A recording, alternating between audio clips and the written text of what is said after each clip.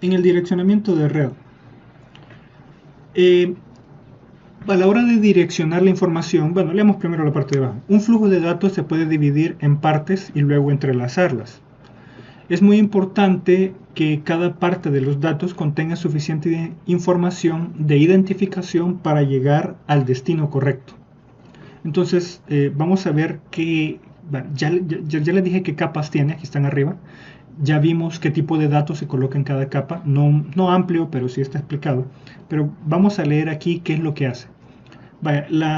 Empecemos por la capa física. La capa física se encarga de sincronizar y temporizar los datos, o sea que debe haber un clock. Yo sé que cada computadora tiene su propio clock, si quieren llamarlo tren de pulso, el integrado 555 en circuitos digitales, como quieran. Entonces esos clocks deben estar sincronizados entre las dos computadoras para poder definir los bits. Más adelante vamos a estudiar por qué. ¿Sí? Porque ese clock es sumamente importante a la hora de transmitir. Si ustedes diseñaron un circuito en la materia de circuitos digitales, en donde transmitían bits de un circuito a otro, se habrán dado cuenta y comprenderán a profundidad cuál es la importancia del clock a la hora de transmitir datos y de que haya sincronización. El enlace de datos. El enlace de datos se encarga de las direcciones físicas de origen y destino. Básicamente es el nombre de los dispositivos. Es como que su circuito esté preparado para enviar su nombre cada vez que se lo piden. Entonces, si yo voy a enviar una trama de datos al otro circuito, el otro circuito yo le pregunto primero, ¿cuál es tu nombre? Y si el nombre que él me dice no es el destino que yo busco, pues entonces no le envío la trama. Algo así. Red, dirección de red lógica de origen y destino. Ahí es ya más que todo viene la dirección IP, la dirección lógica. La que está en China tiene su IP, la que está aquí tiene mi IP. Entonces vengo y esa es la manera en que los paquetes no se pierden a través de todo Internet. Ya saben siempre el destino. Son direcciones únicas. Transporte. El número de proceso de origen o destino o puerto. Cuando una aplicación va a transmitir datos a través de Internet, se le tiene que colocar un número de puerto. No recuerdo exactamente el número, pero es un dato entero programático. O sea que deben dar entre los 62.000, no recuerdo exactamente el número, pero es entre 62.000 y 65.000. Entonces toda esa cantidad de números están disponibles para que un programa agarre uno de esos números libres. Esos números se llaman puertos. ¿Sí? Y figúrense ustedes que su computadora es una isla que tiene 65.000 puertos. Entonces, yo voy a transmitir datos por el puerto 10.000. Entonces, si yo tomo el puerto 10.000, ningún otro programa puede tomar el puerto 10.000. Entonces, yo mando los datos y la capa de transporte dice, se fue por el puerto 10.000. Por el puerto 10.000 espero los datos para este mismo programa. Luego las capas superiores, que ya es la capa de aplicación. Se le entregan los datos tal cual como los envió el otro y ahí aplicación sabe lo que hace. Envío de datos al dispositivo final. Interesante. Entonces, mientras bajan al stack del protocolo, se agregan identificadores de dirección a los datos. Entonces aquí podemos ver que ahí en la parte gris están los datos. Vean la parte verde musgo. Dirección de dispositivo origen, que es quien envía los datos, y la parte amarilla es la dirección del dispositivo destino. A todo esto se le llama una PDU, unidad de datos de protocolo, por sus siglas en inglés. Entonces se transmite a través de la red y la red se encarga de que llegue a su destino. Es todo.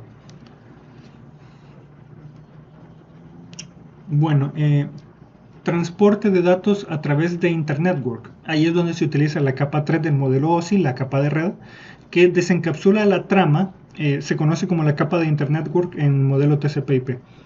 Desencapsula la trama para poder leer el encabezado donde está la dirección. Ahí está. Entonces aquí podemos ver que la unidad de datos de protocolo o PDU utiliza el origen y el destino más los datos para enviarlo a través de Internet.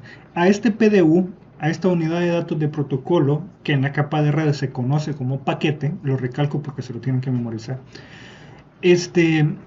cuando baja a la capa física se le agrega todavía más el trailer y se le agrega también el encabezado de trama.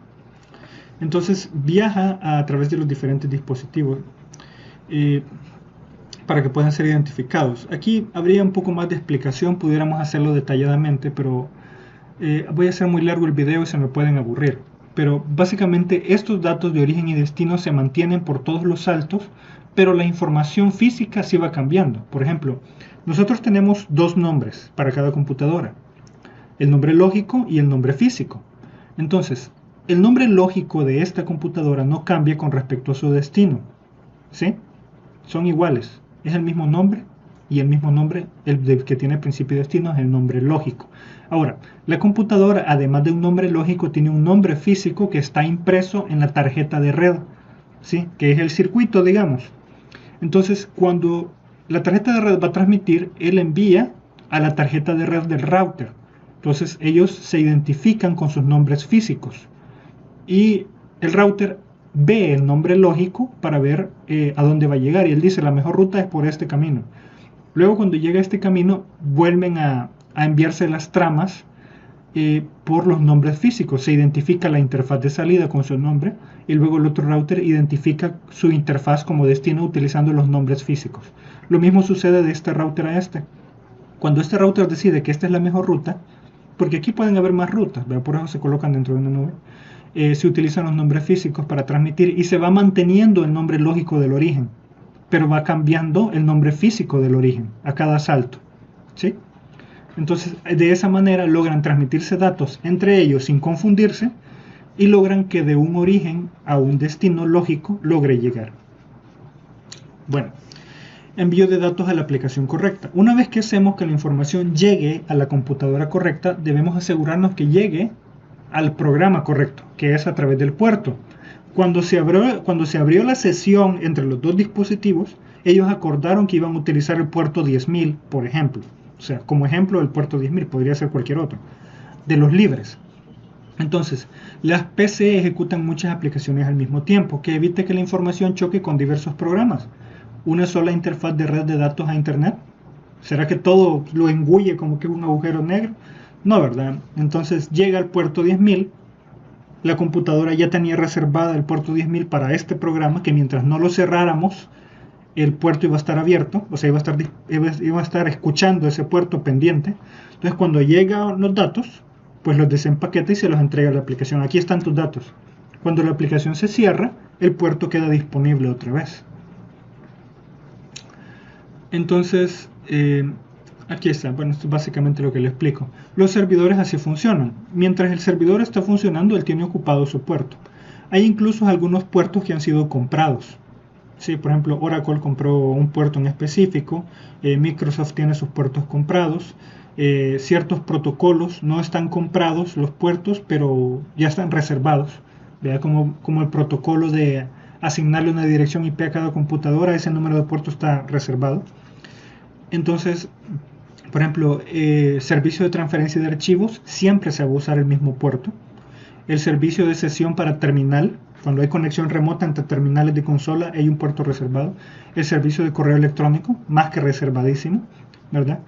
Entonces, se puede configurar los servidores para que trabajen en un puerto distinto con objetos de prueba, de privacidad o de encriptación. O sea, no se encripta al cambiar de puerto, pero eso evita que un hacker ataque un servidor. O sea, si yo tengo un servidor web y la red web es para trabajar internamente, pues cuando un hacker quiere entrar a mi institución, no va a poder entrar al servidor porque él está probando en el puerto normal.